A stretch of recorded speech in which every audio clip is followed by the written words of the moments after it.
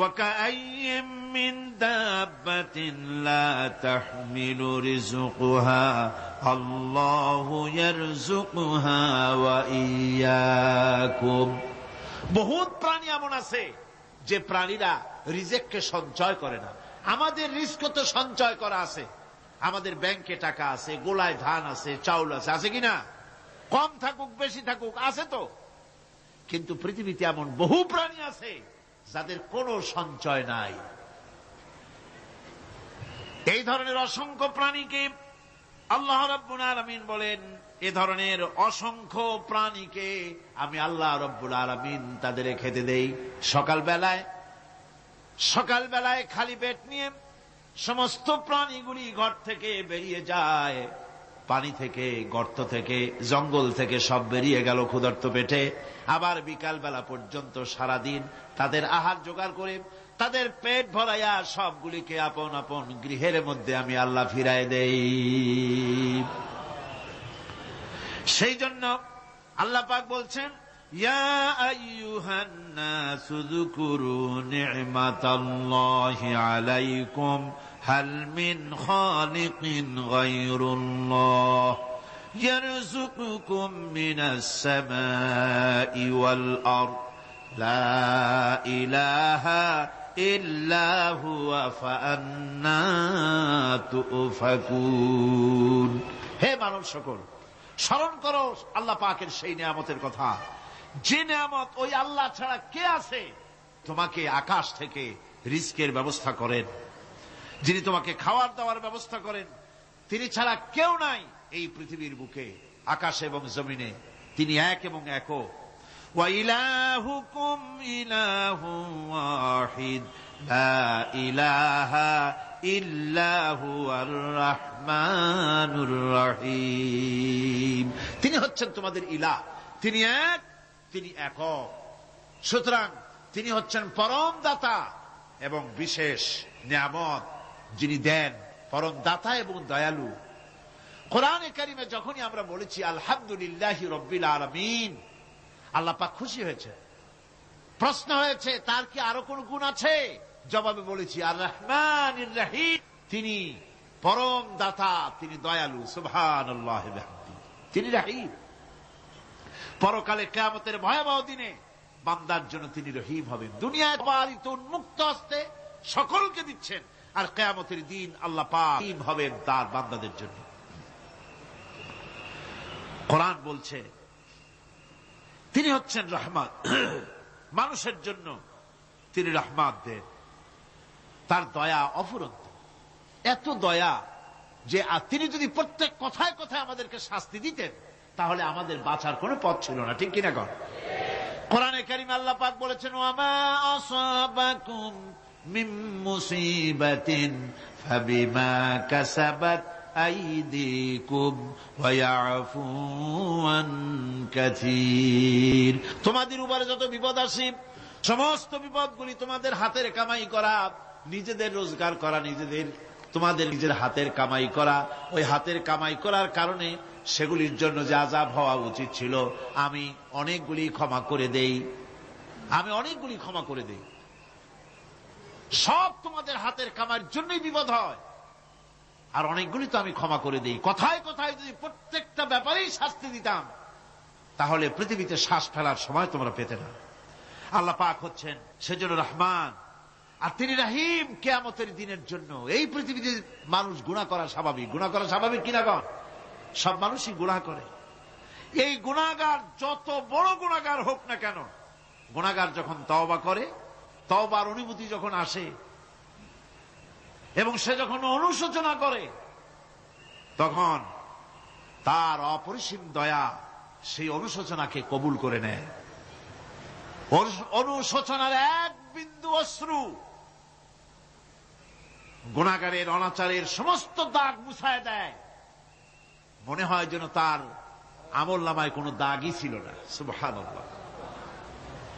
এই জন্য বলা হয়েছে তাইবু মিনাজ যামবি কামান লা যামবা লাহু। গুনাহ থেকে যে তওবা করে মনে হবে তার সে কোনো গুনাহই করেই নাই, আমার বন্ধুগণ, আল্লাহ পাক কেমন রহিম। এই পৃথিবীতে মানুষ যত অপরাধ করে সেই অপরাধ বাপের সাথে করুক, মায়ের সাথে করুক, ওস্তাদের সাথে করুক, পীরের সাথে করুক, অপরাধ করলে পরে কেউ বলে না যে কাছে আয় ক্ষমা করে দেই। কেউ বলে নাকি? কেউ বলে না। আল্লাহ পাক এমন রহমান, এমন রহিম। বান্দা যখন গুনাহ করে আল্লাহ পাক গুনাহগারদেরকে ডাকেন, চুরি করেছিস, গুনাহ করেছিস, মদ খেয়েছিস, জিনা করেছিস, জুয়া খেলেছিস, হত্যা করেছিস, কুফরি করেছিস, শিরক করেছিস, যত রকমের পাপ করিস না কেন, ফিরে আয়, ফিরে আয়, চোখের পানি ফেল, আমি আল্লাহ রব্বুল আলামিন মাফ করে দেব। কোরআনে কারীম বলছে, ইল্লা মান তাবা ওয়া আমানা ওয়া আমিলা আমালান সালিহান ফাউলাইকা ইউবাদদিলুল্লাহু সাইয়্যাতিহিম হাসানাতিন ওয়া কানাল্লাহু গফুরার রহিমা। কিন্তু যে ব্যক্তি তওবা করেছে এবং ঈমান এনে পরবর্তীকালে ভালো কাজ করেছে, তাদের মন্দ কাজগুলি আল্লাহ পাক ভালো কাজ দিয়ে বদলায় দিবেন। এত বড় একটা কথা শুনে সুবহানাল্লাহ মুখ থেকে বেরোলো না? গুনাহগার যত গুনাহ করেছে সে যদি তওবা করে, ওই সব গুনাহ যদি না করে, তার সাইয়্যাতগুলি আল্লাহ পাক হাসানাত দিয়ে বদলায় দিবেন। মানুষেরা চুরি করে, ডাকাতি করে, জিনা ব্যভিচার করে, যা কিছুই করে থানায় ধরা পড়ে। থানায় ধরা পড়লে তারপরে তার বিরুদ্ধে চার্জশিট হলো, এরপরে তার জেল হলো, ছাড়া পেল, আবার অন্যায় করলো, আবার ধরা পড়লো, যতবার জেল হলো ততবার ছাড়া পেল, কিন্তু থানায় দাগী আসামিদের খাতায়, চোরের খাতায়, ডাকাতের খাতায় নামটা তার মোছা হয় না, থানায় নামটা থেকেই যায়। কিন্তু আল্লাহ রাব্বুল আলামিন এমন এক বিচারক, এমন রহমান, এমন রহিম। মানুষ যদি গুনাহ করে, যত বড় গুনাহ করুক, এই গুনার পরে সে যদি অনুশোচনা করে, তওবা পড়ে, গুনাহ থেকে যদি ফিরে থাকে, আর যদি সেই গুনাহ না করে, আল্লাহ পাক বলেন শুধু মাফ করি না, গুনার খাতায় যে নামটা ছিল নামটাও আমি আল্লাহ মুছে ফেলে দেই। এই হচ্ছে রহমান, এই হচ্ছে রহিম, এই হচ্ছে তার অফুরন্ত দয়া, যে দয়ার কোনো শেষ নাই। কোরআনে কারীম বলছে, قل يا عبادي الذين أسرفوا على أنفسهم لا تقنطوا من رحمة الله। হে আমার ওই সব বান্দাগণ যারা নাকি পাপাচার করে অশ্লীলতার মধ্যে নিমজ্জিত হয়ে নিজেদের জীবনকে নষ্ট করেছে, তোমার অনাচার যত কঠিন হোক, যত বেশি হোক, আমার রহমত থেকে নিরাশ হয় না। সুবহানাল্লাহ। আমার রহমত থেকে নিরাশ হয় না, যত বড় পাপ করে থাকো, আমার রহমত থেকে নিরাশ হয় না। ইন্নাল্লাহা ইয়াগফিরুয যুনুবা জামিআ ইন্নাহু হুয়াল গফুরুর রহিম। যদি তওবার মতো তওবা করতে পারো, যদি চোখের পানি দিয়া আল্লাহ পাককে রাজি করাইতে পারো, আল্লাহ পাক বলেন বান্দা যদি তওবা করে, খাঁটি যদি তওবা করে, জীবনে ওই সব গুনাহ যদি আর না করে, আল্লাহ পাক বলেন জিন্দেগীর সকল গুনাহ আমি রব্বুল আলামিন মাফ করে দেব। তিনি গফুর, তিনি রহিম, ক্ষমাশীল এবং দয়াবান। এত দয়া, যে দয়ার কোনো শেষ নাই। আল্লাহ পাকের দয়াকে, তার রহমতকে, তার করুণাকে তিনি 100 ভাগ করেছেন। এই 100 ভাগের 1 ভাগ গোটা পৃথিবীতে তিনি ছড়িয়ে দিয়েছেন। আর 99টা ভাগ কার কাছে? এবার চিন্তা করুন, 100 ভাগের 1 ভাগ দুনিয়ায় ছড়িয়ে দেওয়ার পর তার থেকে আমরা যতটুকুন ভাগে পেয়েছি, এর মহব্বত, স্ত্রীর প্রতি মহব্বত, মেয়ের প্রতি মহব্বত, ছেলের প্রতি মহব্বত, মায়ের প্রতি মহব্বত, পিতার প্রতি মহব্বত, বন্ধুর জন্য মহব্বতে আমরা জানও দিয়ে দিতে পারি, এমন আমাদের ভালোবাসা, এমন আমাদের মহব্বত, কথা ঠিক কিনা? একটা ভাগ সারা পৃথিবীতে ছড়িয়ে দেওয়ার পর যেটুকুনো পেলাম, সেই ভালোবাসার তীব্রতা যদি এত বেশি হয়, আকর্ষণ যদি এত বেশি হয়, তাহলে এই 99টা মহব্বত, দয়া, রাহমানিয়াতের, দয়ার, রাহিমিয়াতের যে গুণগুলি আল্লাহ পাক নিজের কাছে রেখেছেন, সেই মাবুদের দয়া তার বান্দার প্রতি কত বেশি। কি বিরাট মহব্বত! রাসূল করিম সাল্লাল্লাহু আলাইহি ওয়াসাল্লাম বলেছেন, সাহাবীরা, একটি লোক উটের পৃষ্ঠে চড়ে কোথাও যাচ্ছিল, প্রতিমধ্যে বিশ্রাম করল। বিশ্রাম থেকে উঠে দেখে তার উট নাই। সে উটের পৃষ্ঠে তার খাদ্য ছিল, পানীয় ছিল, সব ছিল। এই লোকটা কেমন পেরেশান হয়? সাহাবীরা বললেন, হুজুর, এ তো মারাত্মক পেরেশানি। উটের মরুভূমির জাহাজ, উট হারায় গেছে, তার খাদ্য হারাইছে, পানি গেছে, সব শেষে তো মরা ছাড়া পথ নাই। দারুণ উৎকণ্ঠিত হবে লোকটা। হুজুর বলেন, এই লোকটি পেরেশান হয়ে আস। এমন সময় দেখতে পেল তার সেই উট তার খাদ্য আর পানীয় নিয়ে তার কাছে ফিরে এসেছে। বলো কেমন খুশি হয়? সাহাবীরা বলেন, হুজুর, এর থেকে এই লোকটির খুশির আর কিছু থাকতে পারে না। নবীজি বলেন, আমার সাহাবীরা শোনো, আল্লাহর কোন বান্দা যখন নাফরমান হয়ে যায়, আল্লাহ থেকে দূরে সরে যায়, আল্লাহ থেকে যখন এরাজ করে যায়, উঠারা ব্যক্তি উট পাওয়ার জন্য যেমন অবস্থা হয়ে যায়, আল্লাহ পাক তার বান্দার জন্য তেমন বোধ করেন।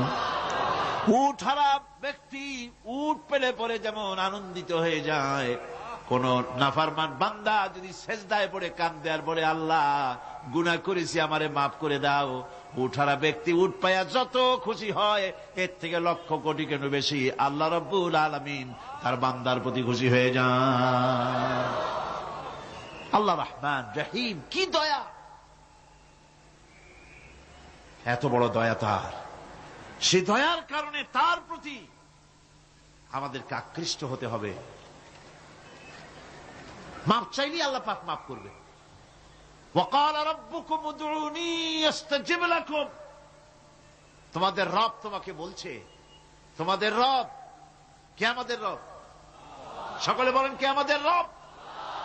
সে আল্লাহ আমাদেরকে বলছেন, তোমাদের রব বলছেন, আমাকে ডাকো, আমি ডাকে সাড়া দেব। সুবহানাল্লাহ। এরকম একটা অনুভূতি আমার নিজের হয়েছিল, আমার নিজের একটা অনুভূতি। কাবা শরীফের ভিতরে যখন আল্লাহ পাক আমাকে প্রবেশের সুযোগ দিয়েছিলেন, কাবা শরীফের মধ্যে, তখন তার রসমে কাবা নাই। কাবার ভেতরে ঢুকলে তখন চতুর্দিক কেবলা, চতুর্দিকে ফিরে দুরাকাত না করে নামাজ পড়লাম। সেজদা দেওয়ার সুযোগ হলো, সেজদায় পড়ে এমন কান্না শুরু হলো, দম আটকে যাওয়ার মতো, শুধু কাঁপতেই থাকে। আধা ঘন্টা চলে গেল সেজদার ভেতরে। এরপরে আমার চিন্তা হলো, হুঁশ হলো, যে আমি এতক্ষণ এখানে সেজদায় পড়ে আছি, আরো তো মেহমান এর মধ্যে ঢুকবে। কিছু রাষ্ট্রীয় মেহমান ছিল, দুনিয়ার বিভিন্ন দেশ থেকে তারা দাওয়াত দিয়েছিল। তো সেই মেহমানরা ঢুকতে পারবেন, এর মধ্যে 18-20 জনের বেশি লোক ধরে না। তা আমি অন্যের হক বোধহয় নষ্ট করছি, এই অনুভূতি না আসলে আমি কতক্ষণ সেজদায় পড়ে থাকতাম আল্লাহই জানে। আমি যখন সেজদা থেকে মাথা তুললাম, দরজার দিকে যখন তাকিয়েছি, ঠিক আমার চোখটা গিয়ে পড়লো দরজার সেই অংশে যেখানে লেখা আছে ওয়াকাল রাব্বুকুম উদউনি আস্তাজিব লাকুম। আমি আবার ফুফায় কাল্লাম, আল্লাহ, আমি আমার দায়িত্ব পালন করেছি, আমি তো আমার রবকে ডেকেছি। আয় আল্লাহ, তোমার গোলামের কথা তুমি শোনো, এটা আল্লাহর ওয়াদা। বান্দা কান, আমার কাছে চোখের পানি ফেল। রাসূল করিম সাল্লাল্লাহু আলাইহি ওয়াসাল্লাম বলেছেন, আল্লাহ পাকের দরবারে 2টা ফোঁটা বেশি কবুল, বেশি মঞ্জুর, বেশি প্রিয়। একটি হচ্ছে জিহাদের ময়দানে যে রক্ত ফোঁটা পড়ে, সেই রক্ত ফোঁটা। আর একটি হচ্ছে আল্লাহর ভয়তে চোখ থেকে যে পানি ফোঁটা পড়ে, এটি আল্লাহর কাছে দারুণ প্রিয়। গুনার কারণে কলবের ভিতরে কলব জং আলুদা হয়ে গিয়েছে, গুনার কারণে কলব তো নষ্ট হয়ে গিয়েছে, জং পড়ে গেছে। জং বোঝেন না? বোঝেন না? হ্যাঁ, মরিচা। মরিচা জং হচ্ছে মরিচা, লোহায় মরিচা পড়ে। গুনাহ করতে করতে কলবের মধ্যে মরিচা পড়ে যায়। এই মরিচা উঠাইতে চান? মরিচা যদি ওঠে, কোরআন শুনবেন, মজা লাগবে, গান শুনলে গা জ্বলে উঠবে, ওয়াজ শুনবেন, হাদিস শুনবেন, ভালো লাগবে, অন্য আজে বাজে কথা পছন্দ হবে না।